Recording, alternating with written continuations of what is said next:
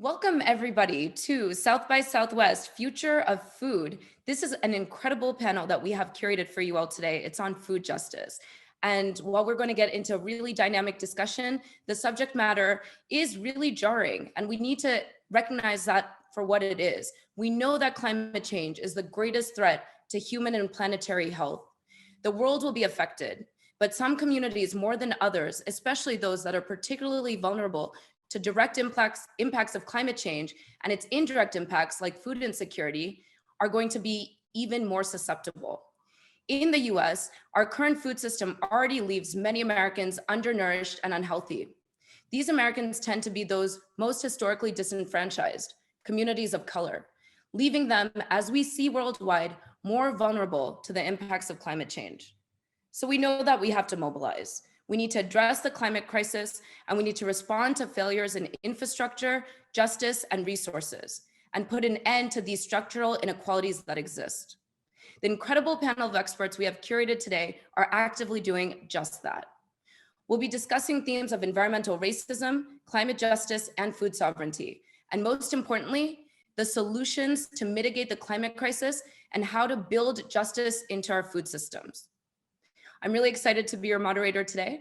I am Dr. Shweta Chakraborty, a behavioral scientist, and I work primarily to translate science to the public through the global news media and other means so people can be better informed and safeguard themselves against climate change and its many ripple effects.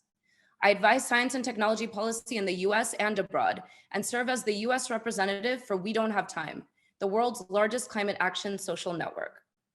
I'm thrilled to also introduce the four panelists, beginning with Jillian Semaan.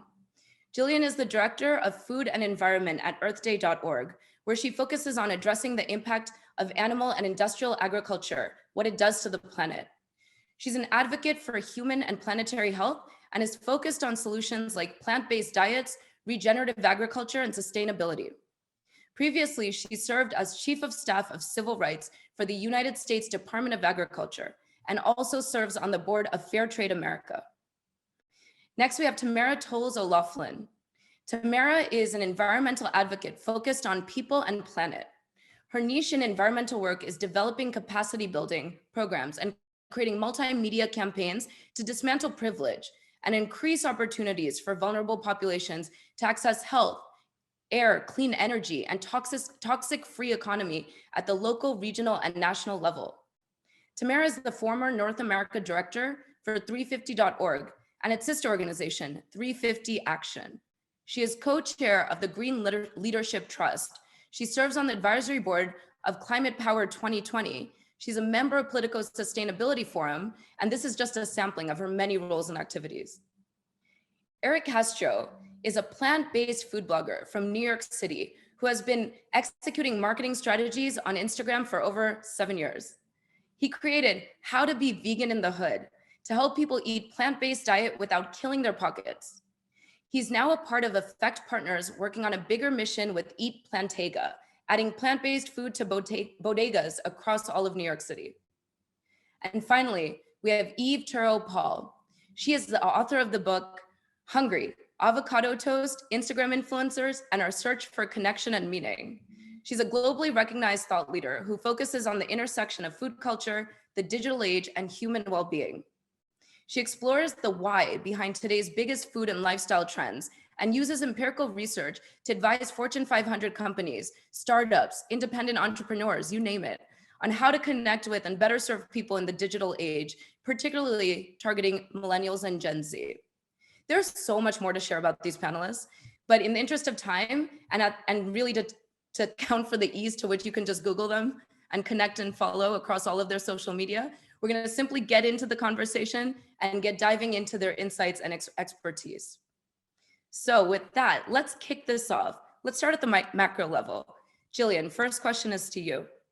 As a former USDA appointee, how does the government play a role in inequities in the food system? Let's take the big picture look at this. Sure. Well, how much time do you have? So when I was at the USDA, I'll be completely honest, our government was never set up for Black and brown people to win. The system was always set up for lower income, underserved communities, communities of color to fail. We see it every day. As I traveled the country, I would go to many of these cities and these pockets in the country. And what I would see was neighborhoods, families living in food deserts where within 3 to 5 miles of where they lived, they did not have access to healthy food. But what they did have was 5, 6, 7, maybe 8 fast food restaurants around them. So for me, watching that in particular was quite disturbing, and seeing our government really never taking a front seat. When we talk about food deserts, we have about 23.5 million people living in food deserts, and nearly half of them are low income. People living in the poorest socioeconomic status areas have it's about 2.5 times the exposure to fast food restaurants as those living in wealthy areas. And what we found is food insecurity has a high correlation with increased diabetes rates, obesity, and heart disease. In Chicago alone, the death rate from diabetes in a food desert is twice that of areas with access to grocery stores. But what we are seeing, and when I was with the Obama administration, we have seen government investments. We have seen about $400 million invested from the government towards initiatives that go towards providing tax breaks for supermarkets that are moving towards food deserts and building school community gardens. But we need greater investments. We need investments in communities around healthcare, to be able to really get to the bottom of this on a macro level. Otherwise, we're not going to be able to solve this issue. I remember a mother telling me she has to take 3 separate buses to get to a grocery store. And in the summertime, outside of Decatur, Georgia, by the time she would get back, the milk that she was trying to buy for her family was warm. So, and if you go to a local bodega in a lot of these food deserts, a lot of the ones that I've been to, there's not fresh produce. You may have a banana or a tomato, but they're rotten. So we have a clear problem here that needs to be solved. And looking at a new administration, looking at how what the funding is going to look like moving forward, and a new farm bill, I'm pretty optimistic that we are going to make greater investments as the 2023 farm bill comes around. But also, I say this all the time, government is not always the answer. Government cannot solve all of our problems. We need to look at communities and partnerships with organizations that can really have long-term effects in those areas. That's awesome, Jillian. Thank you for sharing that and putting so many threads on the table that we can pick up on. And panelists, I encourage you to anytime you want to jump in or respond to something somebody else says, please feel free to do that. And we will continue to move through each of the panelists. There's so much insight to be gleaned. Let's stick at the macro level again for a second, since we really do talk about food security, insecurity rather, as a ripple effect from climate change.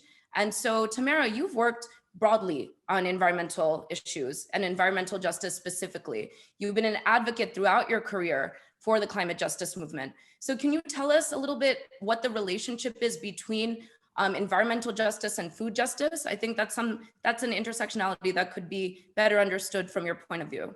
Sure. Thanks for asking. I've been at this for half my life, so like 20, 21 years now. So I feel like I'm in a good position to say a couple of things. Climate and environmental justice advocacy really depends on a couple of things. First, our collective ability to tackle racial injustice and show up with anti-racist policy to knock down some of the like barriers to entry just for a good discussion. And then building interventions that really focus on broken systems that are hurting people. Like I could dress it up in a lot of language, but that's what we're trying to avoid is people getting hurt. We're here for people and planet. There are a number of places where these issues meet up pretty naturally, from where we source things, where we put people, to transportation and labor, all of these things have a massive impact on agriculture, and from the farming to processing and our ability to meet our climate survival goals. We're in a moment where climate is the hotness, but it doesn't matter if agriculture doesn't keep people alive to be in the conversation to begin with. There are choices that have been made for us. Those of us that are here, I'm going to represent Generation X, the invisible crew of people that are still alive. We have a lot to say about the idea that a lot of choices have been made for us that decrease our ability to survive the climate crisis. And as we push for the end of fossil fuels and climate and environmental justice spaces, we have to tackle the vulnerabilities for Black, Indigenous, and people of color, whether we are urban, whether we are poor, whether we're rural or rich, whether we voted for this guy or the other guy. We are still in a situation where we need new approaches, equity in the solutions, and strategy that's led by folks that are feeling the pain now. So in order for us to be successful, we are all engaged in a fight for clean air, drinkable water, climate survival that makes it all possible. And the only reason we deal with these things separately is because it makes you feel really sick to try to look at it all at once. And so really as a survival strategy to avoid feeling like we're losing all the time, we separate these things into issue areas as though it happens only in one part of the body or one part of your neighborhood, or one part of, like, if one part of your family member fell dead, that would affect your entire family. If one of your fingers stopped working, it would affect your entire hand and the way your whole body functions and your equilibrium. So the difference between talking about climate and environment and justice across agriculture is whether or not we want to look at the whole thing and fix it, or we want to look at it individually and feel like we're doing something. That's awesome. Thank you. That's an analogy I think that really helps to illustrate exactly what we're talking about here. Breaking it down in silos is helpful, but ultimately it all contributes to addressing the big issue, which is the planet is rapidly warming. So let's fix it where we can, right? And that's what you're doing, Erick. You have been a collaborator, you're a food blogger, to really work with people and communities to bring plant-based options. And you're doing it at this incredible community level. And it's really exciting to hear that it's become a reality. And we can talk about scaling it in a little bit, but first, can you explain to us what bringing plant-based options to lower income communities, what has that done from your vantage point for the community? What has it done for access to healthier foods? So it's done so much. These areas where we have Plantega at, people currently don't have the connection how powerful food really is and how it can, feed a disease or, starve a disease.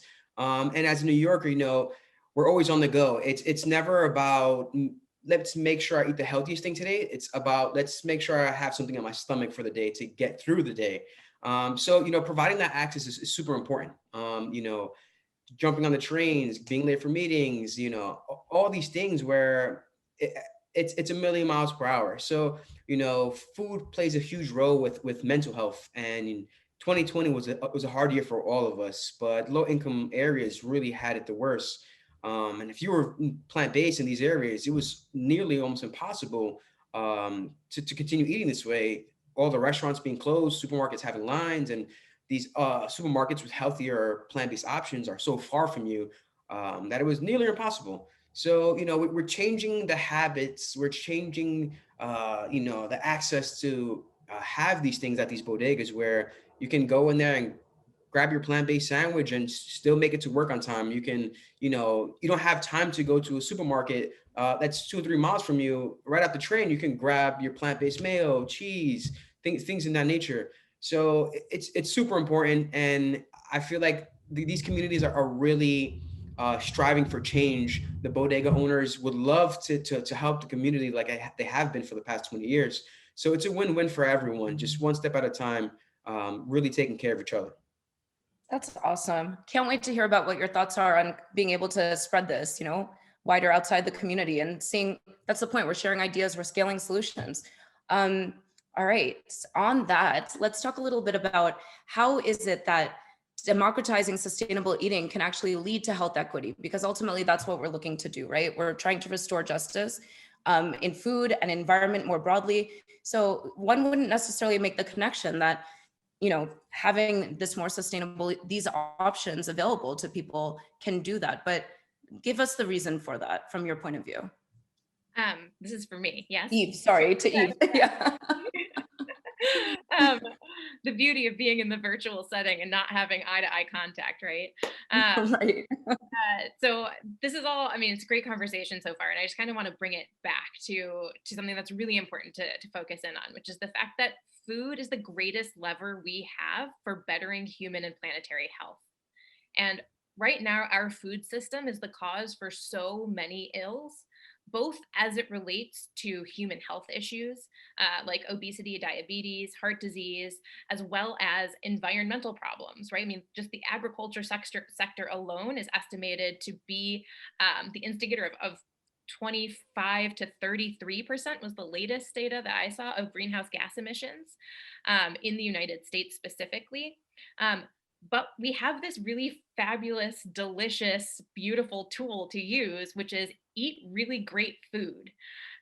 So I've spent the last 10 years really focusing in on food culture, specifically millennial Gen Z food culture, and partly looking at why it is that we're investing so much of our discretionary time and income there. But also part of the reason why I'm so fascinated by foodie culture is simply the power that we all have. Through our dollars, we have been able to shift culture at a pretty rapid pace. And as Jillian was saying, sometimes government is not the only solution. For this particular topic, I wake up every single morning hopeful and motivated because I know that we as individuals can address the climate crisis, can address injustice simply through the foods that we choose to eat. So a year and a half ago, with seed funding from Google, I launched a nonprofit called Food for Climate League. And our entire goal is to democratize sustainable eating through language. And a lot of what we're seeing today is the sustainable food culture that's been developed is not equal. It is very much addressing a white, wealthy Western audience. The reality is there is a great diversity of people who are willing and happy to and excited to engage in sustainable forms of eating, but we're not talking about it in a way that's very inclusive. Oftentimes it's elitist, oftentimes it will trigger negative emotions. But when we're talking about inviting people into the sustainable food movement, we are also talking about how can we celebrate a greater diversity of heritages, a greater diversity of traditions, a greater diversity of flavors, of talents, of terroir. This really is about recognizing each and every one of us and our own backgrounds and the foods that are good for us, the foods that our ancestors ate, as equally relevant. And by doing that, you increase biodiversity. Guess what? Most of our great-grandparents were not eating steak. Plants are, without question, going to be at the center of the plate. But what Food for Climate League is really focusing on is shifting the way that we talk about these topics in order to make it more exciting, more enticing, more crave-worthy for a greater number of people. Since you brought up communication, and that's also something that I think we definitely need to improve upon. There's a science behind how to communicate, and the scientists are the most guilty of not doing it well. Generous there. I'm going to switch up the order a little bit, and let's get into talking about how we can improve communications. Tamara, I'd love to start with you. You've done so much with communication and advocacy. And so how do we communicate this crisis? Because it's this compound crisis. You've spoken about it in your initial statements. How do we get key constituency, primarily those that have been victimized? How do we get those who have actually experienced poor policies and those who represent them? How do we get them to respond through effective communication? I think one of the things we do is we get out of their way and we take our foots off their neck. This stuff is not new to Black, Indigenous, and people of color. We are the original land stewards. We are the folks who have reaped all the food, served it to everybody, and built everything that exists. All the cities that exist used to be country until we built it into something different. So I think some of it is recognizing that the systems that exist are not permanent. Neither are they the future of the work. They are not, they only a part of the story of the past. And this idea that our cultures are not rich in a love for good food and diversity when our communities are built around all of these things is a big part of it. Also recognizing the communication modules that we currently use are in fact what is elitist. People enjoy, there are entire movements of this work that where people are using the channels to exchange pictures of food and COVID. Guess what they did before? Exchange pictures of food. And so we are not in a place where there's a paucity of folks who love a good thing made well in the time that it takes to do it. It's not just elite chefs that like good seasoned food. People like things that have enough of its own flavor that you don't have to buy something that can kill you to make it taste like a little bit of something. So it isn't actually the people's will that we need to unleash. We need to release our own ability to accept our cultures as they show up without sanitizing them, without offering up filters that treat us, although we're all the same. One of my biggest heroes in this work is a young woman named Dara Cooper, who works on energy, food, and climate, and works on solutions for Black people. And there's an entire food forest in Atlanta full of people who are rebelling at the same time as the land was snatched from them. We have to have conversations about farmers' rights and what it means to be saddled with debt, whether you work on chickens or salad greens or you harvest. There are a lot of things that we do to take the joy out of doing this work, and the best communication allows people to tell their stories in their own words, wearing their own clothes, sounding like themselves, and unapologetically speaking to their communities. So I think some of that is in the opening up the channels of discussion, figuring out new ways of communicating that really mimic the networks that we have, because our communities are already deep in this work and they're rich with ideas. So I think it's an incredible group of people who focus on the work from different angles, but what we're all saying in our different ways is that we're out here and it's time to dismantle the really sanitized media that says that we're living so separately, that we live so distinctly, and that we live in such neat sanitized boxes. I just want to give props and snaps to everything that Tamara just said. This is how we can do it. Thank you for that. That's awesome. Jillian, I've heard you say so many of the things Tamara just said, so I'd love for your thoughts on what she just put out. And also, I know that last year you released a study from the Yale program on climate change communications, which found that Americans are hungry for more information around climate-friendly diets. So let's talk a little bit about communication broadly, and then generally, what does this mean? What does this report mean in terms of motivators and barriers? Yes, thank you. Yes, I agree with everything Tamara just said. I don't even know if I could follow that. Erick was also at when we released that report at the National Press Club. So I'm so happy we're both here. But when we thought about this study, we really wanted to find out Americans' perceptions around climate-friendly plant-based diets and the environment, if there was any sort of interconnection, if folks were making that connection at all. I know, coming from an Arab household, I never made that connection. We never talked about the environmental impact of our foods at all. So climate change in the American diet found that more than half, about 51% of Americans that we surveyed said that they would eat more plant-based foods if they had more information about the environmental impacts of their food choices. And about 70% of folks rarely or never talked about this issue with family or friends, which I found to be very fascinating, because Shetta and Erick, and as you guys know, I talk about this all the time. So to find out that, and I guess, we're in a bubble, right? 70% never talk about this issue with family or friends. We found that quite fascinating.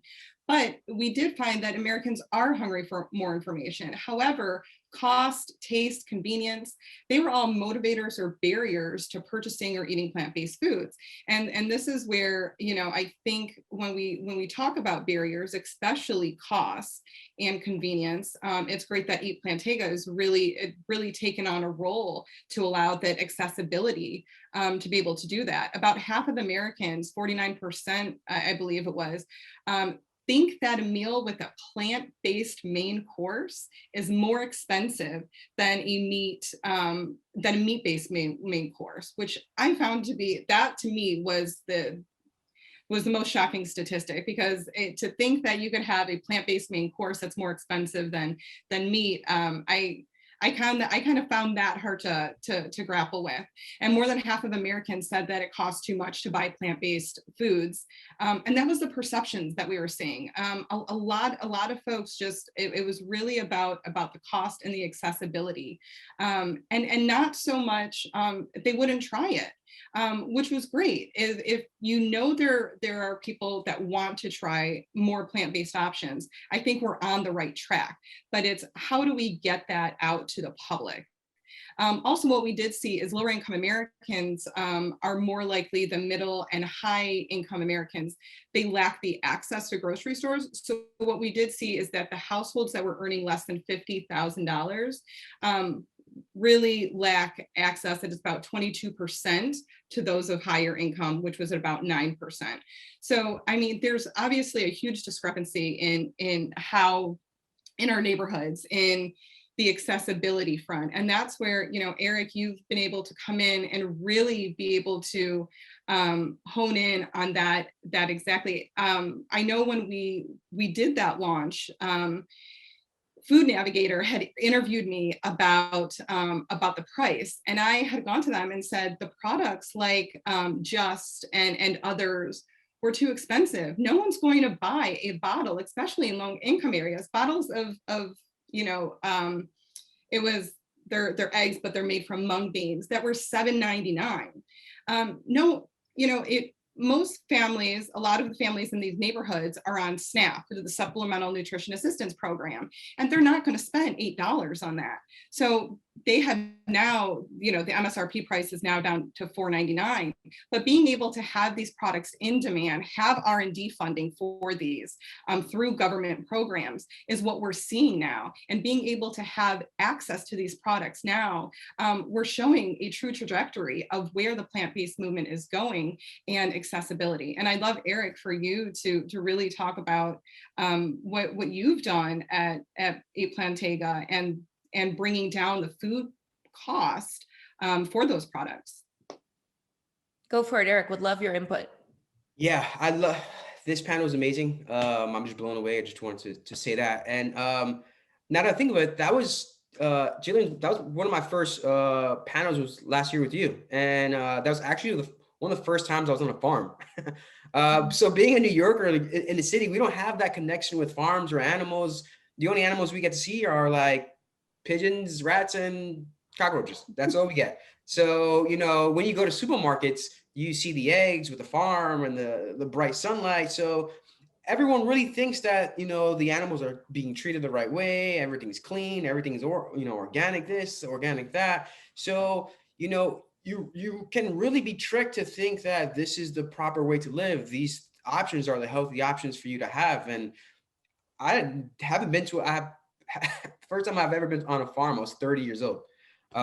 So, you know, having that access is something that, you know, we want to continue providing for the people. And like you mentioned, Just at one point was $7.99, and with Plantega, we work directly with these companies to, you know, chisel down these prices as much as we can. That, you know, works for the company, but that can also work for these communities. You know, we have Just as well, under $4.99, and a lot of the products we do carry are, you know, under retail, other locations, just because we work directly with these brands and we let them know what the mission is. This is not for us to just put food in the bodega to make money. You know, let's try to drop these prices down. Let's see what we can do. Let's, you know, and it's working. Sales has, you know, gone up every week since we started Plantega. There's people that are currently working in Wyckoff Hospital that can now step outside and eat a plant-based, sausage, egg, and cheese sandwich.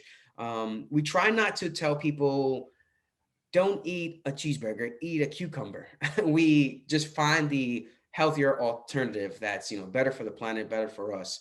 And then, you know, step by step, we want to make changes on the whole field. You know, we want to get our hands with produce and seeds and so much more, but we know, you know, the correct way isn't to just, like I said, tell people to do a 360. It's a mission. It's, you know, a slow process, but it's a process that's in motion. It's a process that It's working. People are happy. You know, bodega owners now had no idea. Even the cooks had no idea what plant-based was. And some of them, if they knew, they've never had anything alternatives. And now I go to the bodega, and you know, the chef comes and grabs me to the side and is like, I had a chopped cheese. Don't tell the other cooks, but I had one of those chopped cheeses and they were so good. And now I'm making them every day. So it's cool. It's a blessing to provide the accessibility and to see how happy people are to make these changes. They want to make these changes. They want the information. It's just, you know, kind of hard to find relatable information for them. And I feel like what I've been doing over the years, and everyone else here, slowly trying to understand people as an individual, to know, like, you know, people are here for work. People are here for chasing their dreams. People have families that they're raising here. How can we make small changes that can affect everyone together? And it's a beautiful thing. You know, a lot of companies and a few of the partners of mine wasn't too sure about some of the areas we would put Plantega in, where there was like no vegan options in 5-10 miles, besides maybe one or two. And, you know, just taking the chance and speaking to the people. I get off the train and say, do you live around here? How would you feel about having plant-based options? And they're like, oh, that's cool. Or, you know, I'm not plant-based, but I have a cousin that comes over on the weekends and he loves plant-based and he's always trying to get us to try new things. And, you know, it's always hard to get the ball rolling at first in some of these areas, but once they get a taste of it, once they do their own research on their own time, it becomes a lot easier. So, you know, step by step, it's a beautiful thing. And I'll just jump in and say that the next time I'm in my hometown of New York, I'm going to come get you, Eric, and we're going to take a trip to the wilds of Jackson, Queens, where I have seen a goat run down Rockaway Boulevard, some chickens run out of people's garages. There are wild animals all over the borough. You just have to go to the right backyard.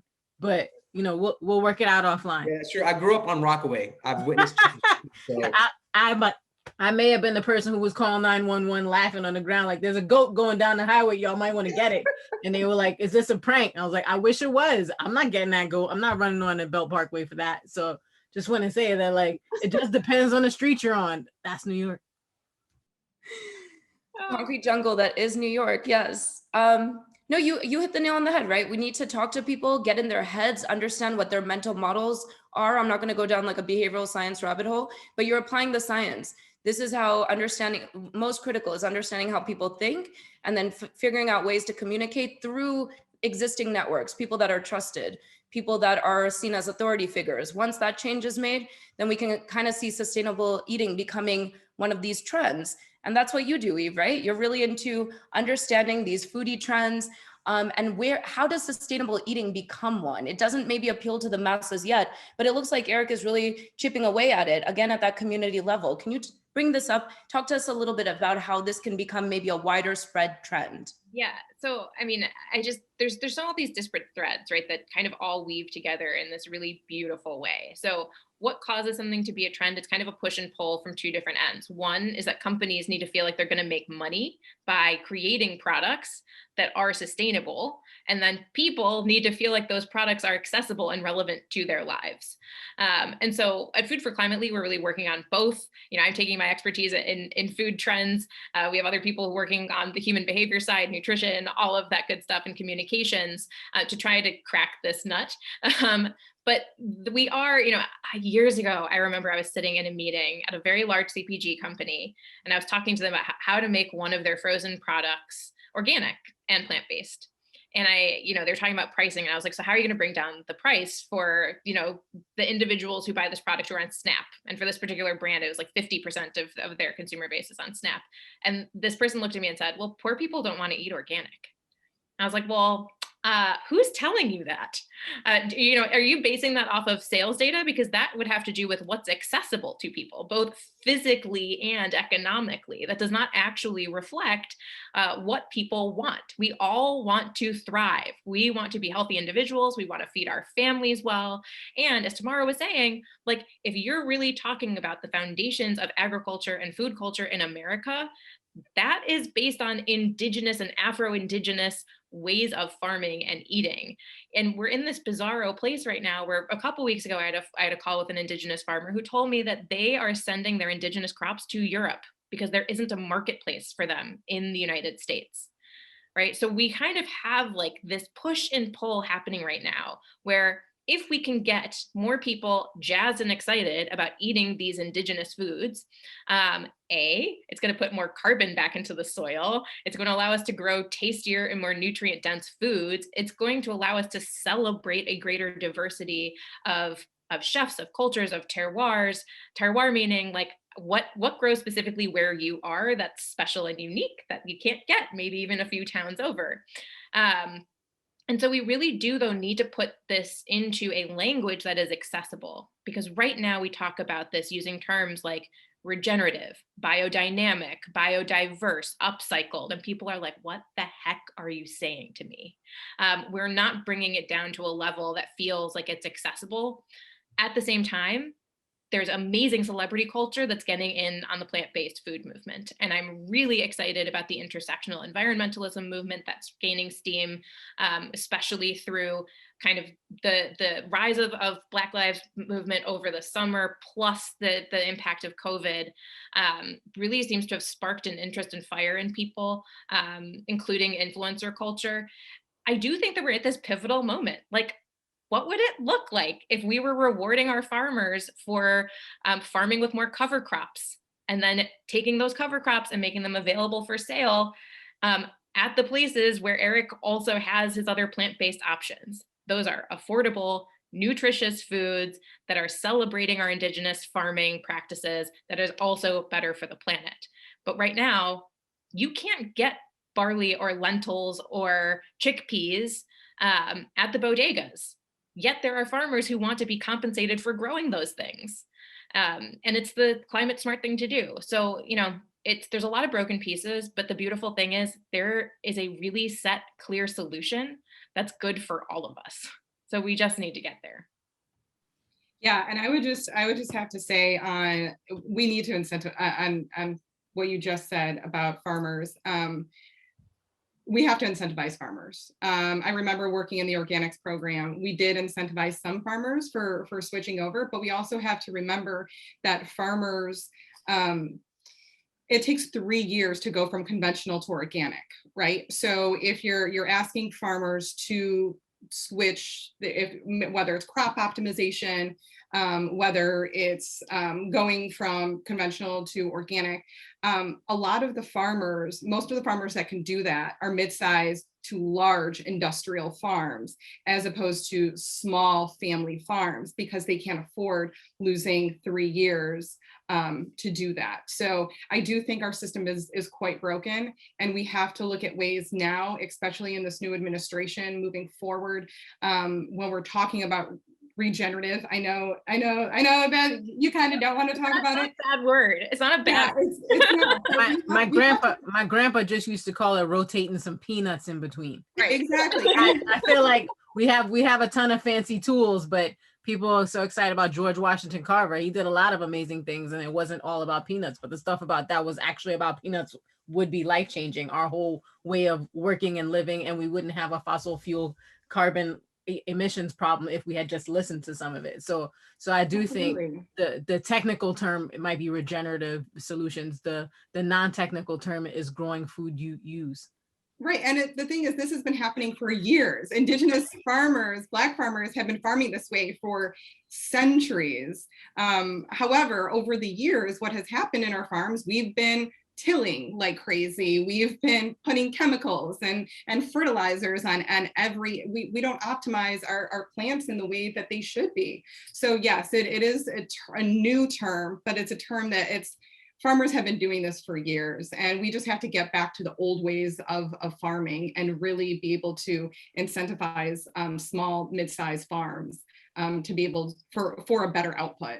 One relevant piece of news related to this is in the COVID relief package, and Tamara, you're nodding, I don't know if you were going here, but there is $5 billion of emergency relief for farmers of color. Yeah, specifically Black farmers. Yes. I worked on Black farmers issues at the USDA, and this by far is this was amazing news. yes, this is hard one. And I'll tell you what, my brother and I had a conversation 20 years ago about organic food when I tried to explain it to him. So he said, basically, you're paying people not to do stuff to your food. Isn't that extortion? And I was like, I had to go sit down somewhere. It's like I tried to explain why I'm paying extra not to have stuff in my food. And my little brother found 2 words, put it together. I was like, wait. And he said, but didn't grandma used to eat food that was organic? Right. Because before we put plastic in everything, on everything, through everyone, we had other ways of doing all of these things and fed people. So I do think some of it is being able to code switch across the technology, not across our human desire to have good things and not be poisoned. Some of this is just trying to explain it to a fifth grader. And if you can do that, then we can solve a lot of these massive society-wide problems, perhaps. Getting a fifth grader to explain it to you. The takeaway from this panel. Well, listen, I wanted to get you all together for drinks in real life, and COVID stopped that from happening, but clearly South by Southwest was what was required to make this group come together, because this conversation's incredibly informative, and I hope viewers are getting everything away from it that I'm enjoying as a moderator.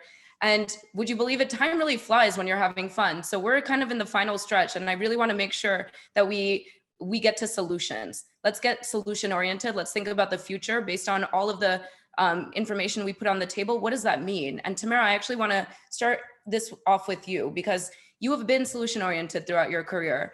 And you know that we are experiencing compound crises with cascading failures, right? We've seen it across energy sector. We've seen it across food for sure. And that's what we're getting into here. So as we think about building back, how do we build back better from an environmental justice perspective? Well, I think some of it is doing more of what we've been talking about on this call, doing a better job of translating, making sure we put the people who are harmed in the same conversations as in the rooms where people are developing solutions, because folks have answers. We should be super focused on connectivity between urban and rural farmers and stop acting like they're an entirely different group of human beings. We should be really scrutinizing the debt they face here and abroad, because it allows us to be a better global citizen when we see the issues happening at the same time for the same reasons. We should keep our eyes on food farming that gets turned into cash crops, and be looking out for our neighbors that bring us food stores as they face climate change without adequate insurance, and getting pressured out of doing their life's work so that they can sell commodities. We should really be concerned and listening to communities who've been talking about waste forever, water for a long time, folks who have been demanding the ability to have ownership of the food that they grow from the beginning to the end. Environmental justice is just a lens that shows us disparity inside a system, and equity is how we deal with the care and repair that's needed to help people. So as we build back better, it's really important for us to demand that people are put first on the road to lowering our emissions, with a focus on solutions, not just numbers. We actually need to do it all, and we need to do it all now, because what are we doing it for if not for people and planet? That's awesome. Thank you. Beautifully put. Erick, I'm going to come to you, because you're doing this day in and day out. You're really putting in the grunt work that's needed. What are you seeing at the community level? What's been the challenges, right? There must have been cultural barriers you've had to overcome, and trying to sort of turn these plant-based options into something that was still familiar to people, so it wasn't that much of a stretch. Can you talk a little bit about that? And then what would you tell somebody who's trying to do the same thing in their communities within the United States, or maybe even beyond? How do we scale some of the innovations that you've come up with? Yeah, for me, I think collecting data is a super important way to really analyze, situations at hand. But actually being out there, boots on the ground, physically being with these people and these communities is another thing. You can ask someone a question and they can tell you something, but that energy and that love can feel totally different from what they're telling you. So for me, it's just, getting their information about what you want to do, but making sure that you're out on the field trying to make these changes and feeling these people and understanding, what are they going through? How can we make better decisions as humans? And for me, it's been the best experience. In the beginning, it was tough to really nail down exactly how we're going to figure out this issue, but spending day by day hours in bodegas talking to people, and not trying to hone in on a specific person, just everyone in these communities, it is important. And I think that being there physically, seeing these things, the biggest changes I've made in my life is because I physically did something. I've always want to work out and be strong, but it doesn't feel as good until like I actually work out. And then I can say, all right, cool. Now I know what I really want to do, how I can do this. And it's the same thing with, providing the access for people. How can we provide easy access, affordable access? How can we help each other out? It's just, reading each other's energies, feeling the heart from all these people that can use some love nowadays. I love that. Thank you for sharing that. We're going to be coming back to you over and over again as you continue to just kick ass and make plant-based accessible to communities that need it the most. And beyond just what you're doing, there's many tools in the toolkit. There's science options, there's technology options, there's behavioral interventions. We really need all of those on the table. And Eve, I would love your thoughts on what you think is in the pipeline to really get some of these trends to kick off. What are you seeing as our resident author of the group? Well, I mean, I think in terms of like looking towards the future, what you have to do is consider, what role does food play in our lives on an emotional level? It allows us to feel in control of our health. It allows us to bond and celebrate to our communities, and it allows us to be activists. And I think that we're seeing kind of all three of those threads playing out right now. I'm really excited about the Black vegan movement that is gaining momentum in the United States, that is a celebration of autonomy, of heritage. I also do think that more and more people are making this connection that the foods that are better for the planet are also better for them physically and emotionally. Your food actually tastes better if you know who grew it, scientifically, right? It's the same thing as like if your grandmother made a dish for you, it tastes better if you know the person who prepared it. Like, we evolved to be more intimately connected with our food. So I don't know that there's necessarily an amazing innovation that is going to get us to this place. Yes, there's amazing, cellular agriculture, synthetic biology, all of these indoor growing mechanisms that are super exciting from a climate perspective. But at the end of the day, I think that food is going to be used as a mechanism for emotional, physical, and planetary healing. And as more and more people are able to talk about this topic in a way that feels like it's not directed at Gwyneth Paltrow, but at them specifically in their lived lives and their realities, and is accessible to them, I just think it's an absolute no-brainer that we are going to see food culture move in this direction. So from my side of things, it's about convincing companies of that, because they need to start preparing for it now. They need to alter their supply chains. They need to support farmers as they make that transition. And they also need to see it as a part of their racial justice evolution as well within their companies, and understanding that increasing access to sustainable goods is a racial justice issue, and one that is critical to address, especially here in the United States. Awesome, thank you. Not to throw another topic into this, which might result in another full 1 hour session, but we can't ignore the elephant in the room, which is, of course, COVID-19. There was an infectious disease outbreak. It's why we are having the South by Southwest session on Zoom and not in person in Austin as we would normally be. And it's part of the conversation. It has to be. And Jillian, I want to come to you for your thoughts on this. What is the relationship now also? It's already a lot to think about food and climate together, but let's throw in public health emergency too. How do communities better prepare for future health emergencies as it relates to the planet warming? We're going to be seeing more infectious disease outbreaks, aren't we? Absolutely. So, gosh, this is going to have me go off on a tangent, I know. But I mean, we have to understand that outbreaks are spreading across international boundaries, wrecking our health, social, and economic damage, and the likelihood of pandemics rising due to environmental, ecological, and social factors are very prevalent. Most of these pandemics begin with a pathogen that leaps from a wild or domesticated animal. to humans, causing these zoonotic outbreaks. So it's, I mean, obviously it's directly correlated, and we are not, you know, and when the pandemic first hit, linking it to an animal, to a pangolin, was something so far off so many people's minds that they didn't want to believe that the food that they ate, or food that we seek to eat, especially meat, can be the cause of this. But we've seen this time and time again. And what we're also seeing is low and middle income communities, they have weaker health systems, and they have limited capacity to handle these surges. We've seen it. I mean, look at it's devastating, the amount of people that had to die from this, but we haven't been able to have the capacity to handle these surges because of our healthcare system, because of our agricultural systems. And this requires domestic and international investments in our public healthcare systems and in human and animal surveillance across the board. You know, for me, and I talk about this all the time, and Shetta, you hear me talk about this all the time, is our factory farms. We have to have better regulations on our factory farms. We have over 20,000, I think it's 25,000 factory farms in the United States alone.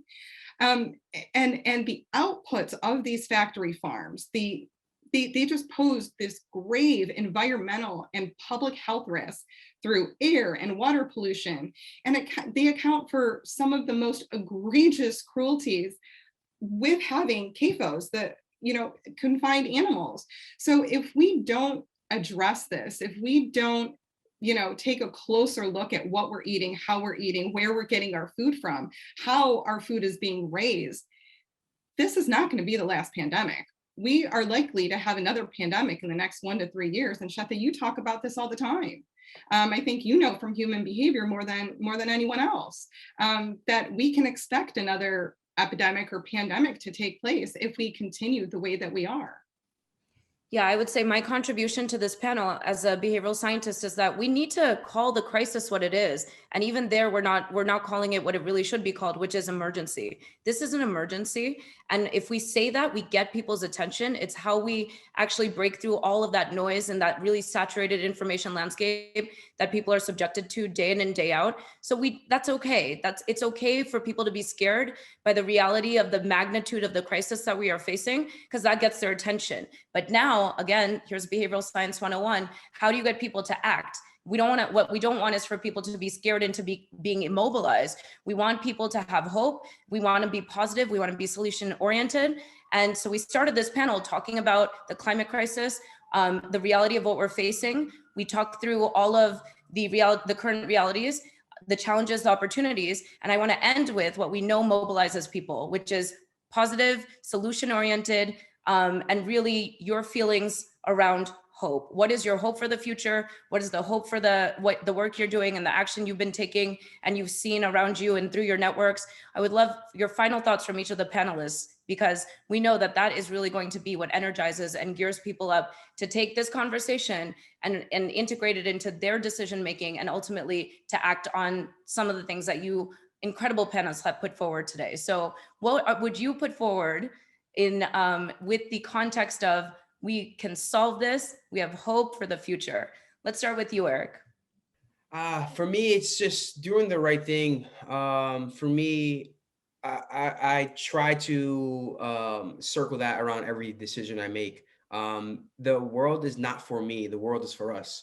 And if we can all play the role of taking care of each other, we will have less emergencies. We will have, less of a lot of things that humans create for this planet that, makes everybody else suffer, other humans, all the animals here. So for me, that's what I love to hone in, caring and, being mindful of every single decision we make. A lot of people, live life on just habits, just because we grow up doing these things. But, taking a step back and really realizing that, your small decision plays a huge role on this planet. Awesome. Thank you. Eve, your final thoughts. I think there's a few things that make me really hopeful. One is that we already know what the solutions are. They already exist. They're already here. We just need to harness them and popularize them and legitimize them. And I think that there is something just really beautiful about utilizing food again as this kind of not entirely a cure-all solution, but it really can be something that addresses our well-being and planetary well-being in so many different ways. And the last thing is, during this crisis, we actually saw an uptick in concern about the climate crisis.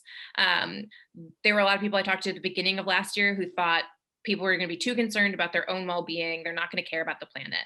That's not what we're seeing. We're seeing more people taking on plant-based diets. We're seeing more people say that they care about the climate. They want to learn more about the climate when it comes to their purchasing decisions. Each and every one of us now understand that we as individuals can make a real impact.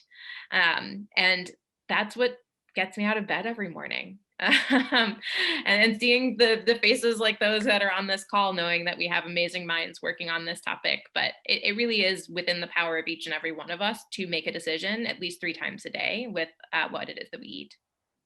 Awesome. Thank you, Eve. We're going to quickly go to Tamara. She needs to drop off, but we'd love to hear your final thoughts before you go.